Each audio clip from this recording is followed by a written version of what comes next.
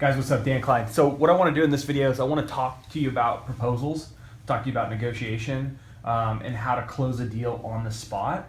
A lot of you guys have been hitting me up and say, hey, will you look over this proposal for me, okay?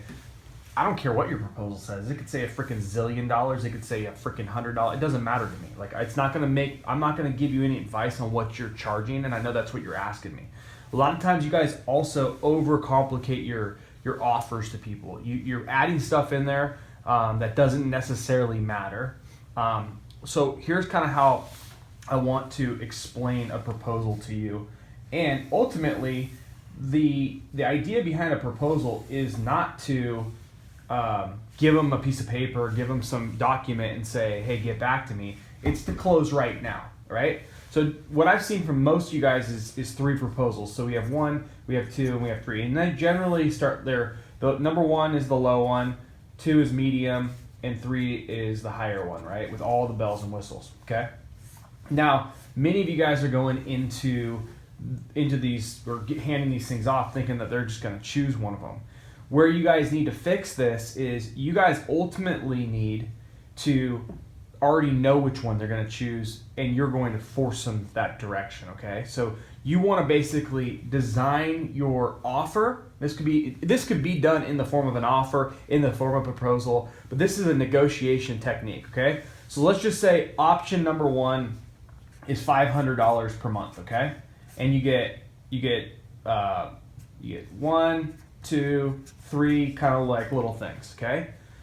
Option 2, this is what we want them to choose, okay? We know that this is the price point that's going to be in their kind of comfort zone most likely, and ultimately we'll want to choose it. But we know that they're going to choose or want to choose this price point, but they're not going to want all the features. They're going to want all the features that are in the high, the super high, and you're going to price the number 3 through the freaking roof. You're gonna make number 3 so stinking high that you're not gonna find someone that's gonna want to touch this with a 10-foot pole, but they're gonna want everything that you put into the proposal or into your offer, okay? So like the medium proposal, let's say it's like $1,000 a month. I don't know, I'm just making up prices right now. And for that, they get the same 3 things they got in the low offer, plus they get 4, 5, and 6 different little doodads, okay? And then the high offer, it's $3K per month, okay? And then you freaking just features and features and features and features, and you just load this sucker up. Now, this stuff doesn't always have to be like all this extra work for you guys. This might be what you're already doing anyway, what you know is going to be necessary to get the job done, okay? But they don't know that, right? So you could add all these little things and really detail them out, and they're going, dude, I want number 3, but I don't have 3K to spend on this thing, okay? So then when you hand a proposal like this over to someone and you ask them, look, which one do you want? Which one resonates for you? And they might say something along the lines of like, well, let me talk to my partner, or I need to think this over. And what I want you to do is I really want you to dive in and say, well, obviously, from what I'm gathering, you're torn between something. So are you torn with the product that you're getting or the price that these options are, right? And so if they're going to say, well, I really want, or you're going to push them to say, I have a budget of either this low offer or this medium offer, but I really know I need all that stuff that's in that high offer.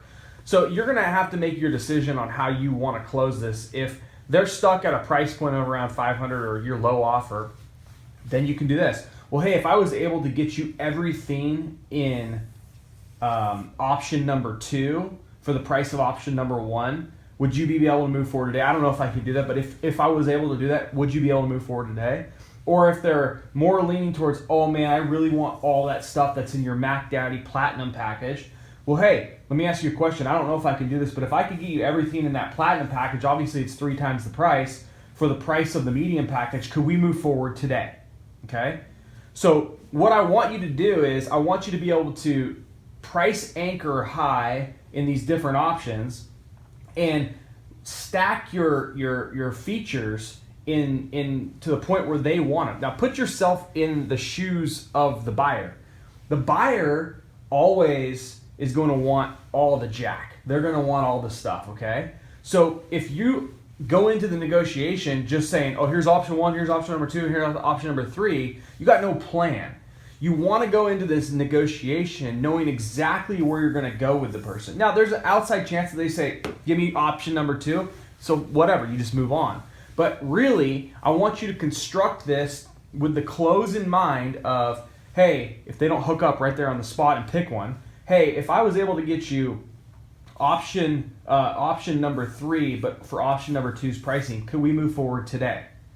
Guys, this is huge. So your proposal, your pricing, all that stuff, use those tips. Have a low offer, have your medium offer, and have your super high offer, and know that they're going to want the super high offer, but not at the super high price, and then be able to negotiate accordingly. That's all I got, guys. See ya.